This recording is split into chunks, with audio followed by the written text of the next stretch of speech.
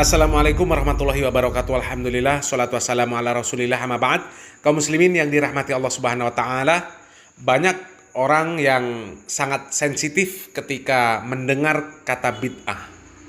Kemudian karena sensitifnya mereka, tidak sedikit mereka yang kemudian meradang ketika mendengar kata-kata bid'ah. Ketika ada yang menjelaskan perkara-perkara bid'ah, terlarangnya bid'ah, ada yang sampai marah-marah, ada yang sampai mengeluarkan perkataan-perkataan cacian kepada orang-orang yang membahas atau mengatakan dan menjelaskan perkara-perkara bid'ah, dan menjelaskan bahwasanya bid'ah itu adalah perkara yang dilarang di dalam syariat Islam. Padahal asal dari kata bid'ah ini, perkataan ini berasal dari manusia terbaik di muka bumi, berasal dari Rasulullah SAW, bukan berasal dari ulama, apalagi ustadz, apalagi orang-orang yang disebut Wahabi. Dan kebanyakan orang-orang yang menunjukkan ketidakterimaan mereka, kemarahan mereka ketika dibahas perkara bid'ah, ketika dijelaskan tentang bid'ah, pada hakikatnya mereka ini sedang menunjukkan terang-terangan kejahilan mereka. Rasulullah pakai kipas angin enggak? Berarti bid'ah enggak? Bid'ah. Mulai besok kipas angin di masjid-masjid dijual. Listrik.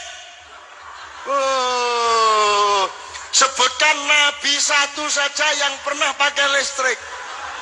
Nabi Adam pakai, Nabi Ibrahim, Nabi Musa, Nabi Muhammad, Isa, tidak ada yang pakai listrik. Jadi mulai besok PLN bubar.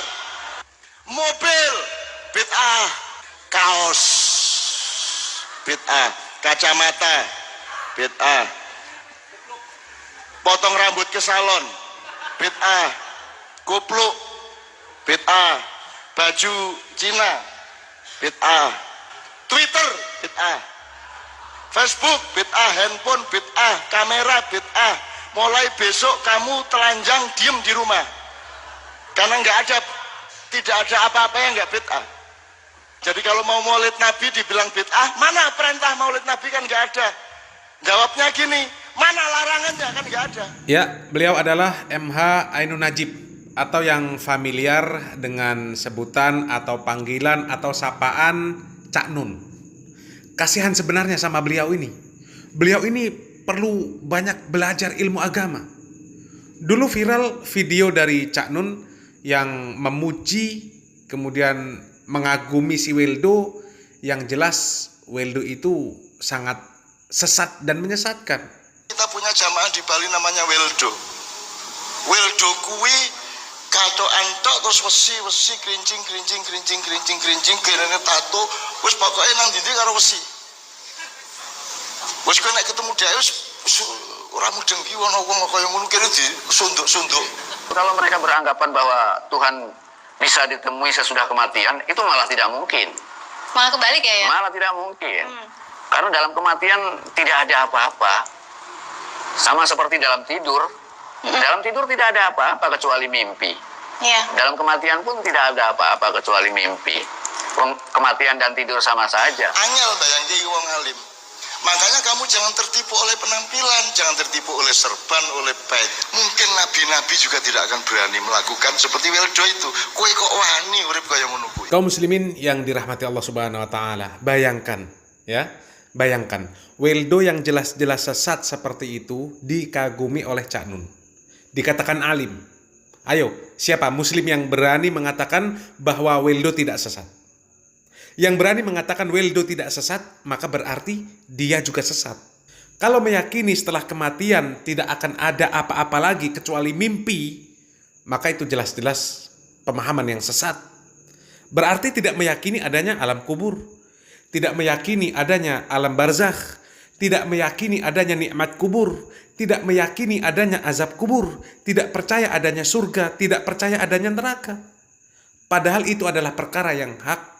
Wajib seorang muslim meyakini, mengimani perkara tersebut. Alam kubur, alam barzakh, nikmat kubur, azab kubur, surga, neraka itu sesuatu yang hak. Mengingkari perkara tersebut bisa mengeluarkan seseorang dari agama Islam. Perkara-perkara seperti itu saja tidak faham, apalagi memahami perkara bid'ah.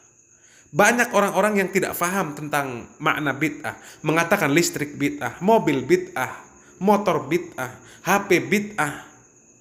Padahal Rasulullah Shallallahu Alaihi Wasallam menjelaskan yang dimaksud perkara bid'ah itu adalah di dalam urusan agama, bukan urusan dunia. Karena Rasulullah Shallallahu Alaihi Wasallam diutus untuk membawa risalah agama, untuk menyempurnakan agama, menyempurnakan syariat-syariat yang terdahulu. Rasulullah Shallallahu Alaihi Wasallam diutus bukan untuk membawa risalah tentang kemajuan dunia, bukan diutus untuk menyempurnakan teknologi. Jadi orang yang memahami bahwasanya bid'ah yang dimaksud oleh Rasulullah Shallallahu Alaihi Wasallam itu adalah bid'ah di dalam urusan dunia, maka orang tersebut bukanlah orang yang faham akan ilmu agama. Harus banyak-banyak berdoa kepada Allah Subhanahu wa taala sebagaimana doa Rasulullah sallallahu alaihi wasallam, "Rabbi zidni ilma warzuqni fahma." Semoga bermanfaat. Barakallahu fikum. Wassalamualaikum warahmatullahi wabarakatuh. Dalam masalah agama, Allah Subhanahu wa taala berfirman dalam surat Al-Maidah ayat ketiga, "Al-yawma akmaltu lakum dinakum wa atmamtu 'alaikum ni'mati wa raditu lakum al-Islam dinan." Hari ini telah aku sempurnakan agama ini untuk kalian, nikmatku kepada kalian, dan telah aku ridhai Islam ini sebagai agama untuk kalian. Ya. Nabi SAW wafat 80 hari setelah ayat ini turun. Dan diterangkan oleh beberapa sahabat Nabi yang dinukilkan oleh Imam Ibnu Katsir dalam tafsirnya di ayat ini, bahwa setelah ayat ini turun tidak ada lagi pembahasan halal dan haram. Yang menerangkan bahwa ayat ini turun menyampaikan, memberitakan bahwa agama yang turun kepada Nabi telah sempurna. Ayat ini turun di Haji Wada, ya, di Haji Wada, di hari Arafah pada hari Jumat ba'dal asar, sebagaimana dalam riwayat Imam Al-Bukhari dari Umar bin Khattab radhiyallahu anhu. Ini dalam masalah agama. Ya, agama ini mencakup masalah akidah, ibadah, dan akhlak, ya, yaitu muamalah. Nah, dalam masalah akidah, dalam masalah ibadah, ya, Nabi SAW telah memberi konsep, ya, telah memberi konsep agar kita tidak melakukan suatu ibadah yang tidak ada tuntunan dari Nabi SAW. Di antaranya sabda beliau dalam riwayat Imam Muslim dari Aisyah radhiyallahu anha, "Man 'amila 'amalan laisa 'alaihi amruna fa huwa rad." Barang siapa yang melakukan sebuah amalan, sebuah ibadah yang tidak sesuai dengan tuntunan kami, maka amalan tersebut tertolak. Ini kan menerangkan bahwa beribadah dengan konsep Nabi, bukan dengan konsep kita. Karena kalau kita beribadah ya dengan tanpa konsep Nabi, berarti diterima oleh Allah asalkan niatnya ikhlas. Rupanya tidak. Malah Nabi menyatakan yang tidak ada tuntunan dari kami, maka amalan tersebut tertolak. Dan Allah juga berfirman dalam surat Al-Mulk, "Tabarakalladzi biyadihil mulku wa huwa 'ala kulli syai'in qadir, alladzi khalaqal mauta wal hayata liyabluwakum ayyukum ahsanu 'amala." Ahsanu amala. Allah akan menguji kalian siapa yang paling bagus amalannya. Kata Hasan Al-Basri, maksudnya siapa yang paling ikhlas dan siapa yang mencocoki sunnah Nabi SAW. Juga beliau bersabda dalam hadis yang diriwayatkan oleh Imam Abu Daud, Tirmidzi dari sahabat Irbad bin Sariyah radhiyallahu anhu. Beliau bersabda, "Fa innahu man ya'ish ba'di fa sayara ikhtilafan katsira. فعليكم بسنتي وسنة الخلفاء الراشدين المهديين عضوا عليها بالنواجذ وإياكم ومحدثات الأمور فإن كل محدثة بدعة وكل بدعة ضلالة وكل ضلالة في النار." Barang siapa yang hidup panjang setelahku, maka dia akan melihat perpecahan yang cukup panjang dari umat ini, dari umat Islam ini. Maka apa solusinya? Nabi menyatakan, berpegang teguhlah kalian dengan sunnahku dan sunnah khulafa ar-rasyidin, dan hati-hatilah kalian terhadap perkara-perkara baru yang diada-adakan dalam urusan agama.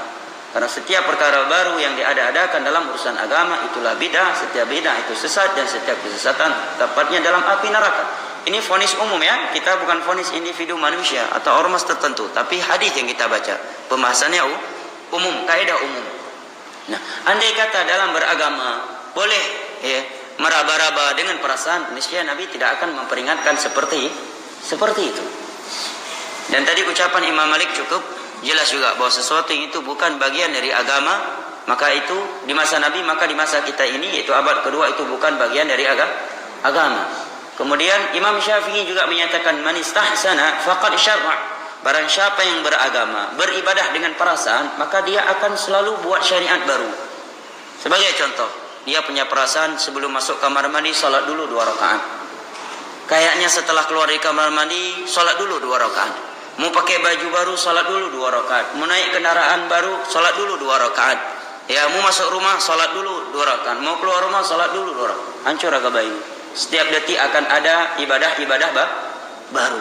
Kalau demikian, apa maknanya firman Allah tadi, hari ini telah aku sempurnakan agama kalian? Kalau rupanya ada ibadah setelah Nabi yang tidak ada di masa Nabi, berarti kan belum sempurna. Ya kan? Ini jelas, cukup jelas kaidahnya. Ya. Nah, dalam permasalahan dunia, maksudnya halal dan haram, Nabi telah membuat kaidah dalam hadis yang diriwayatkan oleh Imam Muslim dari Anas bin Malik radhiyallahu anhu. Nabi bersabda, "Antum a'lamu bi umuri dunyakum." Dalam perkara dunia kalian lebih tahu daripadaku. Ini menunjukkan hikmahnya Islam. Karena kalau dalam urusan dunia dibatasi oleh syariat, nggak akan mungkin manusia mampu melakukannya. Ya, karena dunia ini semakin hari semakin berkembang, semakin baru, semakin berubah. Ya. Di masa Nabi tidak ada mobil, di masa kita ada mobil. Andai kata Nabi memberi batasan, nggak boleh menaik kendaraan kecuali onta, hanya mudah beli deh. Baik onta Indonesia, hana onta, ya, dan seterusnya. Tapi dalam urusan agama dunia, kata Nabi, kalian lebih tahu dalam urusan dunia kalian. Dengan syarat tidak bertentangan dengan hukum Allah Subhanahu wa taala.